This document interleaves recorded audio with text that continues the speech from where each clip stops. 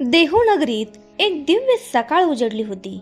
संतश्रेष्ठ तुकाराम महाराज विठ्ठलाच्या नामस्मरणात इतके तल्लीन झाले होते की त्यांना बाहेरच्या जगाची जाणीवही उरली नव्हती. पण त्या शांततेला कोणाची तरी नजर लागली. गावातील एक माणूस अहंकार आणि रागाने भरलेला, त्याला महाराजांची कीर्ती सहन होत नव्हती. त्याच्या मनात एक क्रूर विचार आला. आज आपण पाहू की याची भक्ती किती खरी आहे.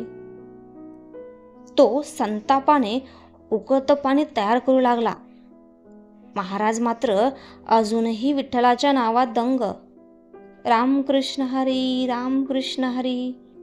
त्यांना काहीच कल्पना नव्हती की संकट त्यांच्या अगदी जवळ येऊन उभा राहिलंय. आणि अचानक त्या माणसानं उकळतं पाणी महाराजांच्या अंगावर ओतलं.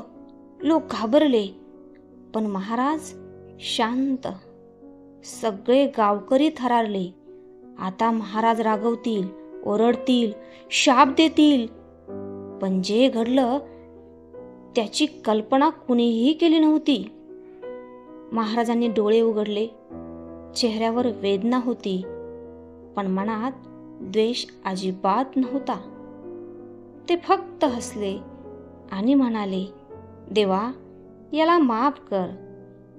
याला कळत नाही की तो काय करत आहे. हे ऐकताच त्या माणसाचं मन तुटलं. त्याच्या डोळ्यातून अश्रू वाहू लागले. तो महाराजांच्या पायावर कोसळला. मला माफ करा महाराज, मी मोठी चूक केली. महाराजांनी त्याला उचललं आणि प्रेमाने म्हणाले, चूक समजली म्हणजे अर्ध पाप धुतलं. आता नामस्मरण कर. श्रोतेहो, संतांची खरी ओळख त्यांच्या चमत्कारात नसते, तर त्यांची सहनशक्ती, क्षमा आणि प्रेम याच्यातच असते. आपलं कुणी वाईट केलं तर त्याचा बदला घेणं सोपं असतं, पण त्याला माफ करणं हेच खऱ्या संतांचं लक्षण आहे. रामकृष्ण हरी.